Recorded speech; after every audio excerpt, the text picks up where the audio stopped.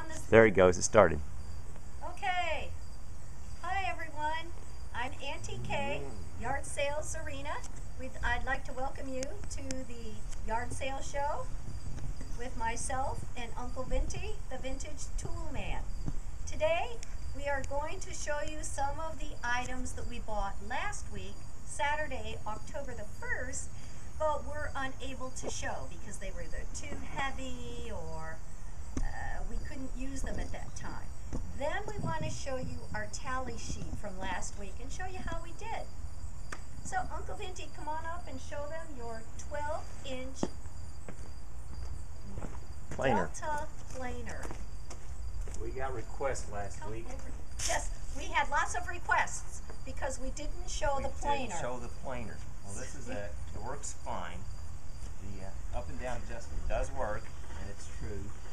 And if you look at the shaving, we did turning on it, it does work. And if you look at the shavings are very good. So we know that the blades are good. So, and the other thing that we got a request for was to blow the whistle. So I'll blow the whistle that we bought last week. It's a train whistle. It's our train whistle. Okay. Let me move this out of the way. And the next thing, something else that we wanted to show you was an item that we had bought previously at a yard sale. Actually, this was a farm sale. And show you how we restore some of the cast iron items that we purchased. This is an old asbestos shingle cutter. This caught my eye out in this field of tractors and old rusty farm equipment because I just liked it. I liked the way it looked.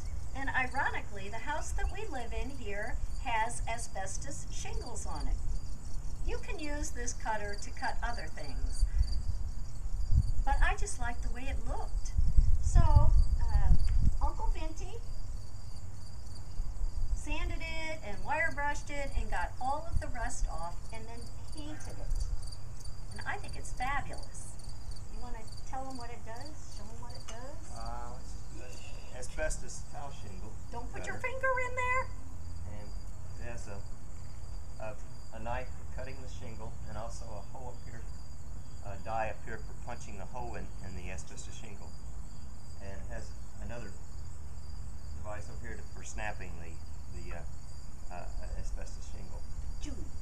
Yeah. It's very cool. I love it. I'm going to put it in front of my fireplace because, frankly, I just think it looks cool. How many people have one of these? Okay.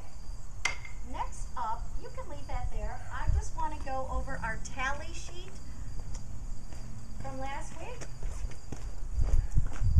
Drum roll. All right, tally sheet. Are we zoomed in on the tally sheet? Now we are. All right, here we go. So we started off at the estate sale, and I bought several oil lamps. The first was a little oil lamp that I pulled off the wall and broke. I paid $2 for that. Online, on eBay, that sells for $15. I also bought an amber oil lamp with a brass base. I paid $4 for that, and I found that on eBay for $20. I bought a metal lamp that said magnet on it. That I paid $5 for, and that sells for $10. And I bought the fabulous glass antique oil lamp for $15, and conservatively that would sell for $30. But we're talking anywhere from $30 up to $100 on that lamp. Then we bought the brass and iron floor lamp. We paid $25 for that. Again, conservatively $50, but anywhere from $50 up to $100 I think that lamp would sell for. The Birkin basket, $40 with all those contents inside. The Birkin basket again would sell for around $88 and up. That was the lowest price I found one for on eBay. Oh, the Turk head muffin pan. That old cast iron muffin pan, I found out that it's called a Turk's head muffin pan because that is the specific shape that the muffins come out in. That dates back to the early 1800s.